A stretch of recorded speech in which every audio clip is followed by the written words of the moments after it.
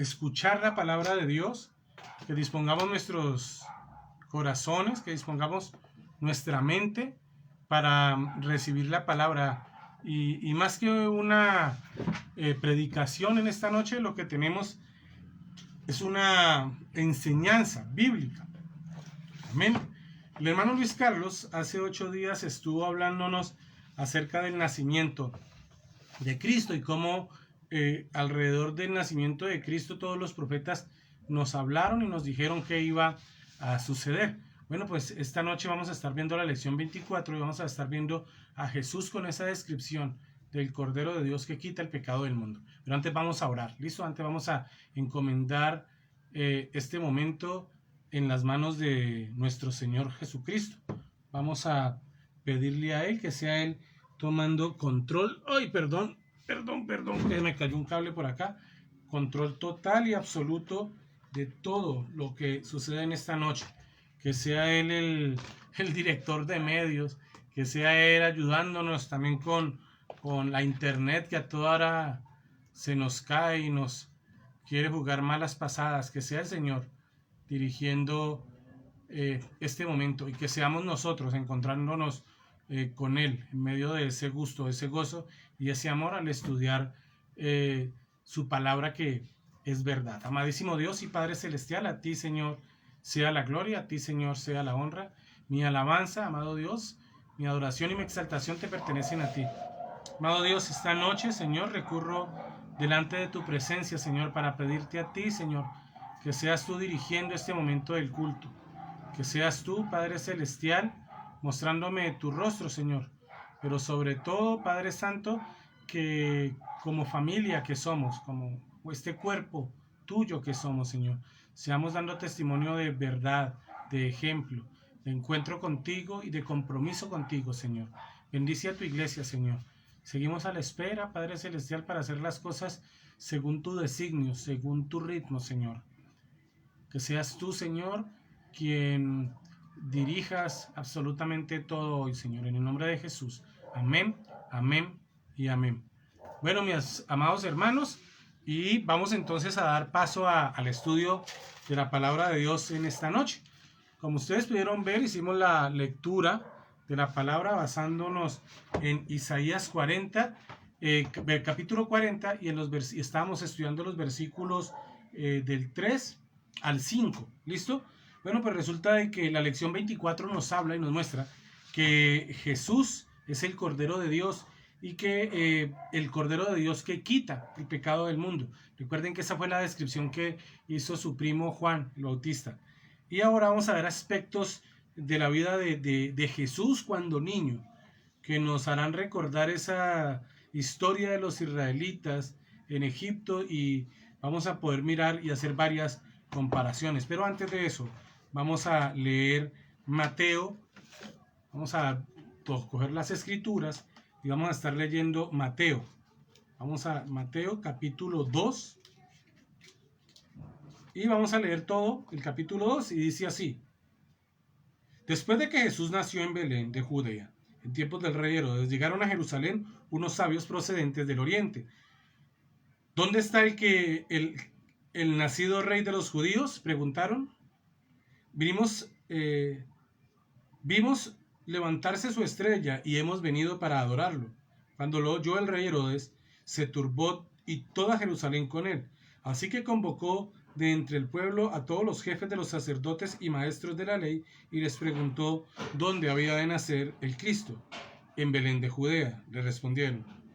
Porque esto es lo que ha escrito el profeta. Pero tú, Belén, en la tierra de Judá, de ninguna manera eres la menor entre los principales de Judá, porque de ti saldrá un príncipe que será pastor de mi pueblo, Israel. Luego Herodes llamó en secreto a los sabios y se enteró por ellos del tiempo exacto en que había aparecido la estrella. Los envió a Belén y les dijo, vayan e infórmense bien de ese niño, y tan pronto como lo encuentren, avísenme, para que yo también vaya y lo adore. Después de oír al rey, siguieron su camino, y sucedió que la estrella que habían visto levantarse iba delante de ellos hasta que se detuvo sobre el lugar donde estaba el niño. Al ver la estrella, se llenaron de alegría. Cuando llegaron a la casa, vieron al niño con María, su madre, y postrándose lo adoraron. Abrieron sus cofres y le presentaron como regalos oro, incienso y mirra. Entonces, advertidos en sueños que no volvieran a Herodes, regresaron a su tierra por otro camino, huida a Egipto. Cuando ya se habían ido, un ángel del Señor se le apareció en sueño a José y le dijo: levántate, toma al niño y a su madre y huye a Egipto. Quédate allí hasta que yo te avise, porque Herodes va a buscar el niño para matarlo. Así que se levantó cuando todavía era de noche, tomó al niño y a su madre y partió a Egipto, donde permaneció hasta la muerte de Herodes. De este modo se cumplió lo que el Señor había dicho por medio del profeta: de Egipto llamé a mi hijo. Cuando Herodes se dio cuenta de que los sabios se habían burlado de él, se enfureció y mandó a matar a todos los niños menores de 2 años en Belén y en sus alrededores, de acuerdo con el tiempo que había averiguado de los sabios.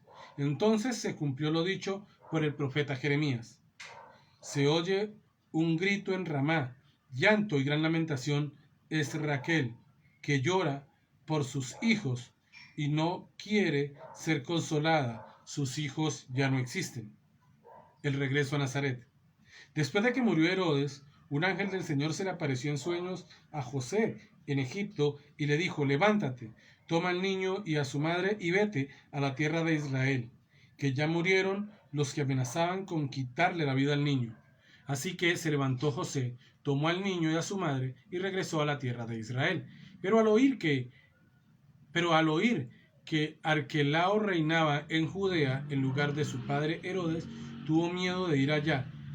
Advertido por Dios en sueños, se retiró al distrito de Galilea y fue a vivir en un pueblo llamado Nazaret. Con esto se cumplió lo dicho por los profetas: lo llamarán Nazareno.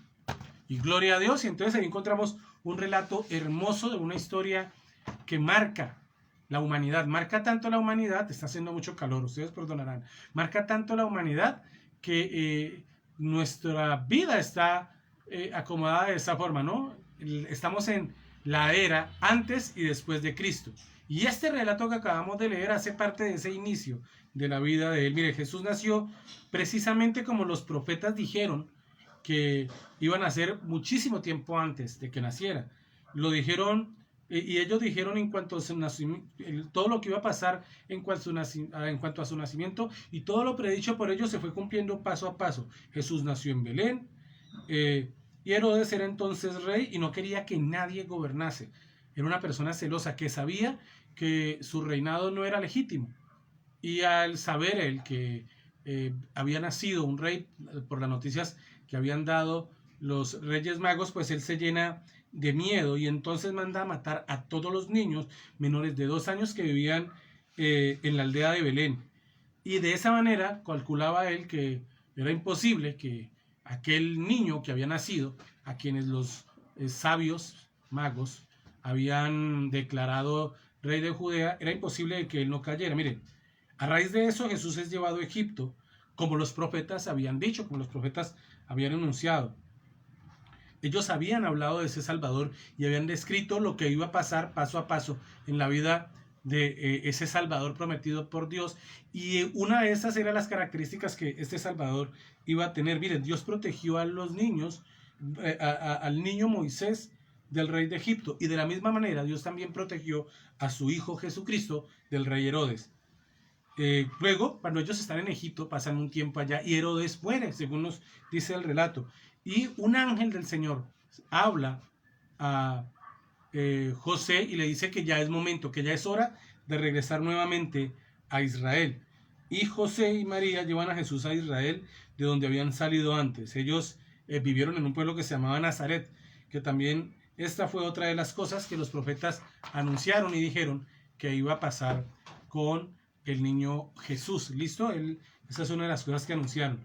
Les pido el favor que abramos nuestras Biblias en el libro de Lucas.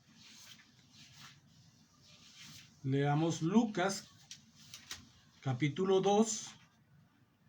Lucas capítulo 2, y vamos a mirar de el 40 en adelante. Vamos a ver qué nos dice. Lucas capítulo 2 dice: el niño crecía y se fortalecía, procesaba en sabiduría, y la gracia de Dios lo acompañaba. Los padres de Jesús subían todos los años a Jerusalén para la fiesta de la Pascua. Cuando cumplió 12 años, fueron allá, y era la costumbre. Terminada la fiesta, emprendieron el viaje de regreso, pero el niño Jesús se había quedado en Jerusalén sin que sus padres se dieran cuenta. Ellos, pensando que él estaba en el grupo de viajeros, hicieron un día de camino mientras lo buscaban entre los parientes y conocidos. Dice la palabra del Señor que, al no encontrarlo, volvieron a Jerusalén a buscar de él. Al cabo de 3 días lo encontraron en el templo, sentado entre los maestros, escuchándoles y haciéndoles preguntas. Todos los que oían se asombraban de su inteligencia y de sus respuestas. Y Jesús, desde muy niño, empezó a mostrar esas características de sabiduría. Miren, Jesús creció y llegó a ser un muchacho robusto, según nos describe, porque dice que crecía en estatura y gracia. Mire, Dios lo protegía, lo guiaba, y Jesús obedecía lo que Dios le decía. Jesús nunca pecó. José no era el padre de Jesús, pero José tenía un cuidado por Jesús como si fuera su propio hijo. Y cuando él apenas tenía 12 años de edad, Jesús se entraba al templo a platicar con los maestros de la ley, quienes se admiraban de la forma en la que él hablaba. Estaban impresionados con el conocimiento de que este niño, de tan tierna edad, esa inteligencia que tenía Jesús. Jesús siguió creciendo en sabiduría, en estatura y en conocimiento, y gozaba del favor de Dios. Dice que Juan el Bautista predicaba en el desierto.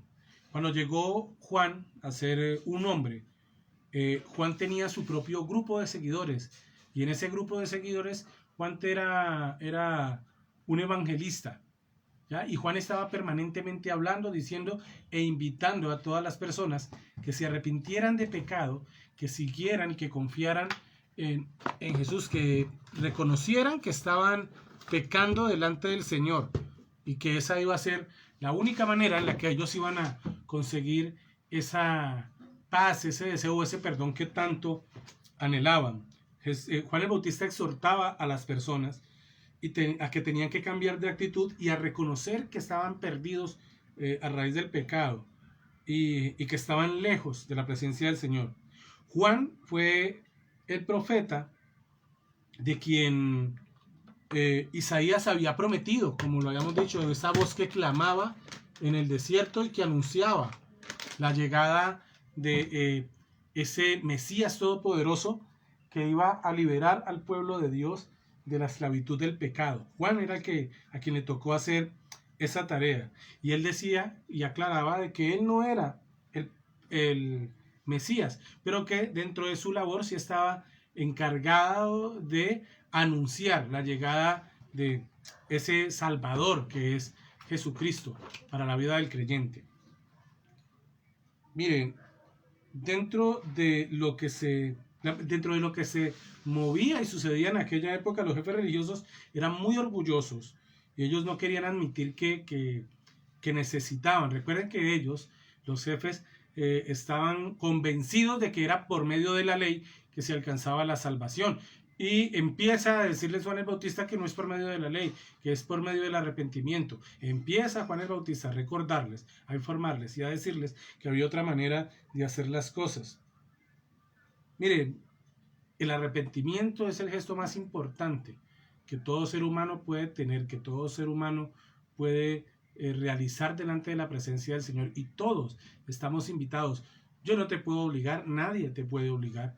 El convencerse de pecado es algo que está dentro de tu corazón y es algo a lo que tú caes en cuenta. Nadie te puede obligar, te insisto, eres tú quien das ese paso. Mira, el bautismo es una muestra de un cambio de actitud. Juan les advertía que tenían que cambiar su manera de vivir para demostrar que de verdad habían aceptado y vivían según la palabra de Dios. El bautismo nos salva, nosotros tenemos que tener claro eso. El bautismo no salva a nadie del castigo de Dios, pero sin embargo sirve de testimonio a las demás personas que ellos han creído y aceptado el mensaje de Dios. El bautismo servía como una muestra del cambio del corazón y actitud de la gente. Mire, Juan decía que el Salvador iba a venir para hablarles. La gente sabía que Jesús, la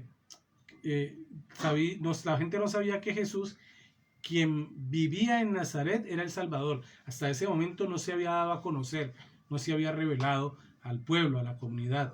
Juan decía que el Salvador iba a dar su Espíritu Santo a los que cambiaran de actitud y se arrepintieran y creyeran en el mensaje de Dios.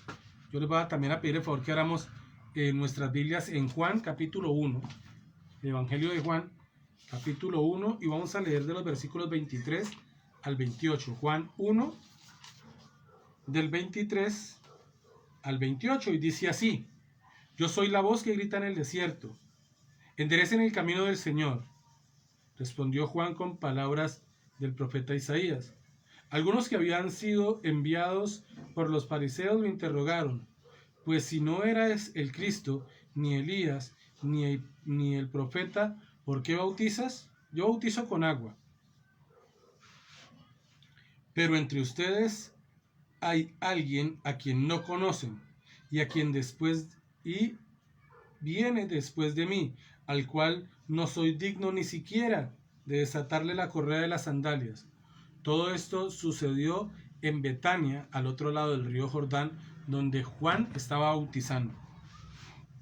Miren, Juan estaba anunciando permanentemente que esa promesa del Señor, que ese Mesías se iba a cumplir.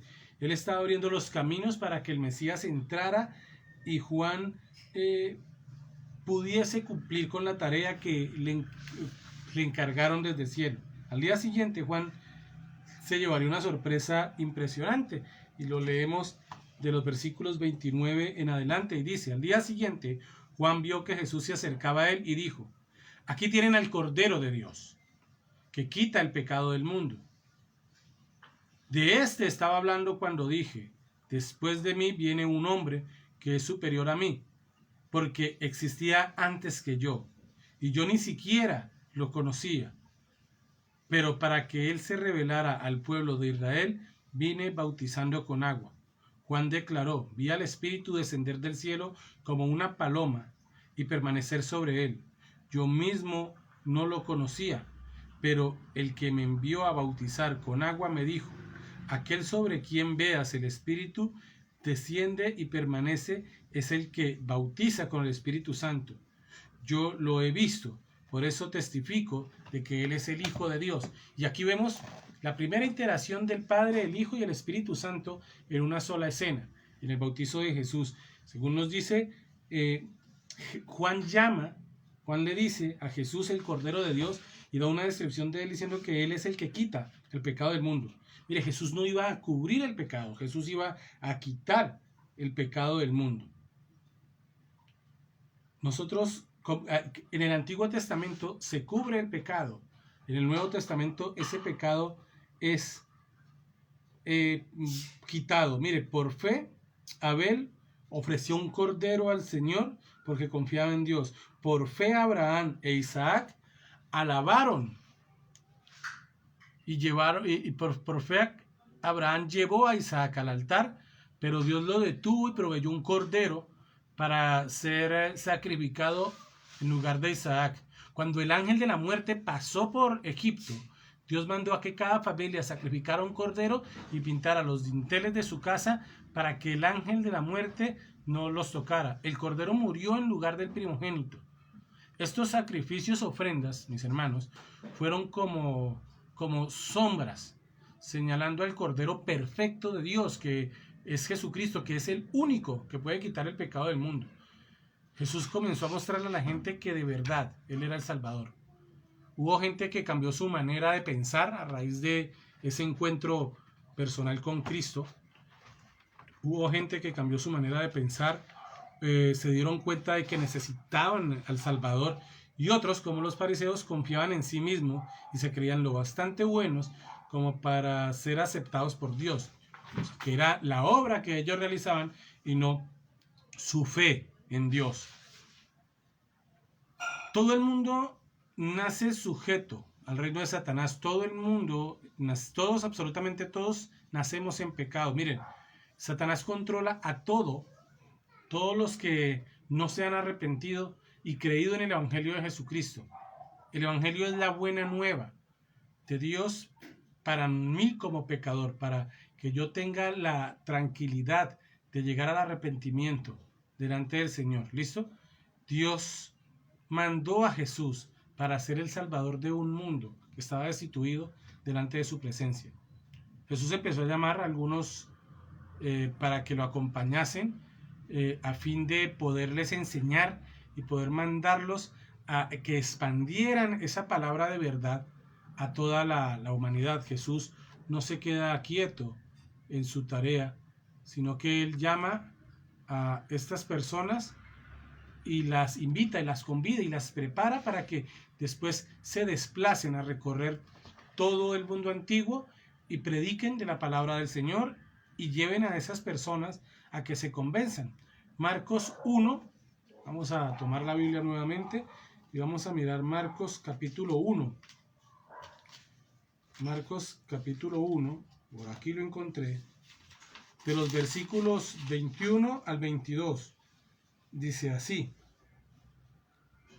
entraron en Capernaum y tan pronto como llegó el sábado, Jesús fue a la sinagoga y se puso a enseñar. La gente se asombraba por su enseñanza, porque la impartía como quien tiene autoridad y no como los maestros de la ley. De repente, en la sinagoga, un hombre que estaba poseído por un espíritu maligno gritó. Marcos 1, del 21 al 22. ¿Y qué nos encontramos nosotros aquí? Vean.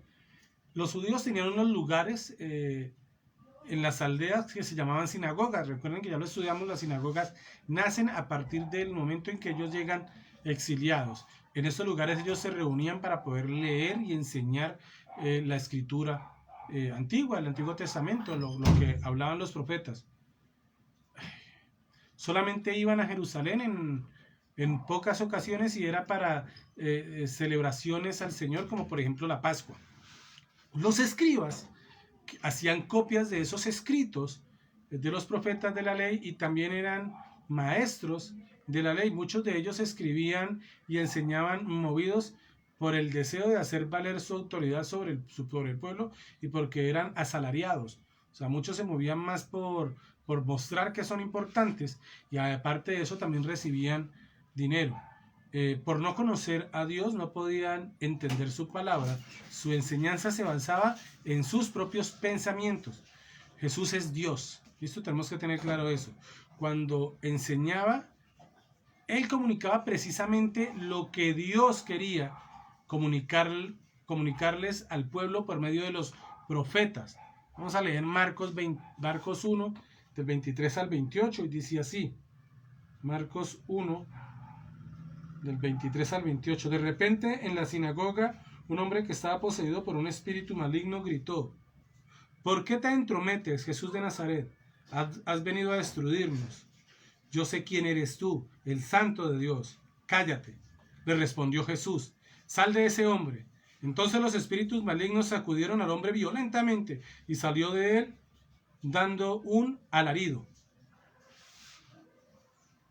Todos se quedaron tan asustados que se preguntaban unos a otros: ¿qué es esto? ¿Una enseñanza nueva? Pues lo hace con autoridad, le da órdenes incluso a los espíritus malignos y le obedecen. Como resultado, su fama se extendió rápidamente por toda la región de Galilea. Miren, nosotros tenemos que entender que los demonios en el principio eran ángeles y que ellos se rebelaron contra Dios y acompañaron y siguieron a Satanás en esa rebeldía.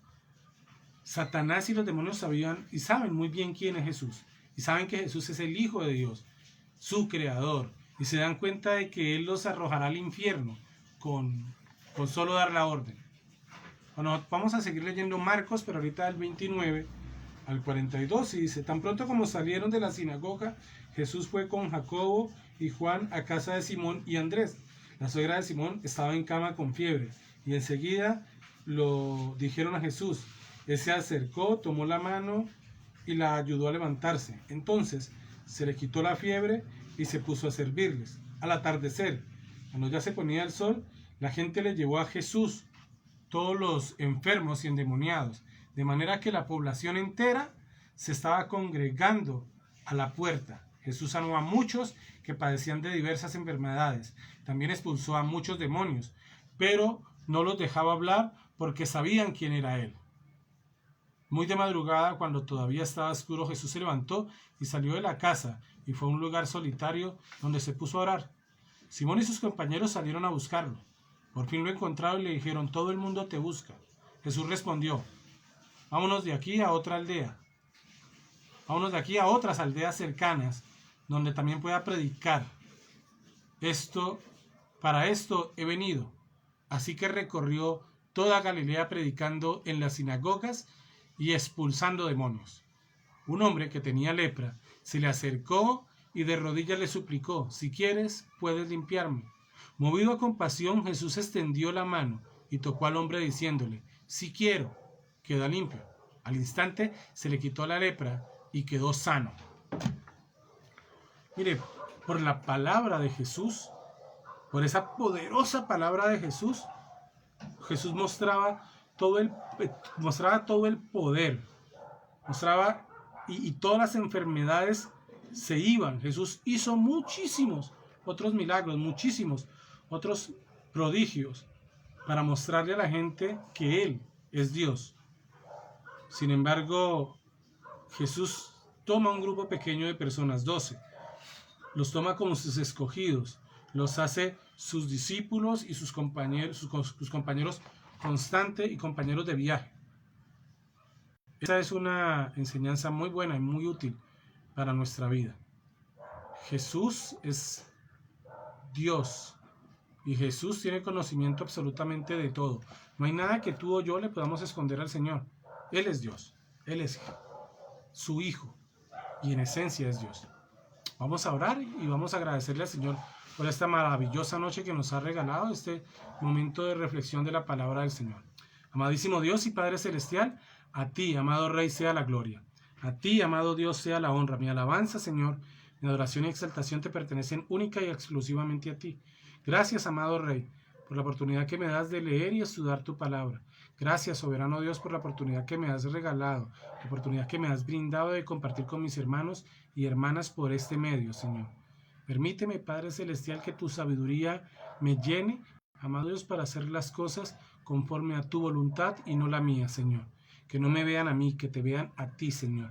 Pero sobre todo, Señor, que yo pueda continuar sirviéndote, amado Dios, en tu obra, por el tiempo que tú determines. En el nombre de Jesús.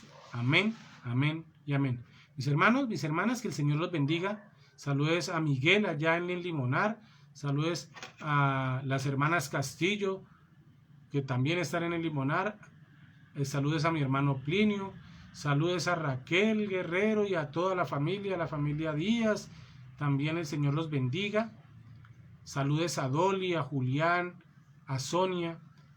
Saludes a toda la familia de la Iglesia Filadelfia. Los extraño muchísimo. Y continuemos orando y creyendo en el Señor que el momento en el que podamos abrir el templo para congregarnos es del Señor, no nuestro. Que sea Él tomando la decisión y que seamos nosotros obedientes a su mandato. Amén, mis hermanos, que el Señor te bendiga, que el Señor te guarde y déjame decirte que saludes a la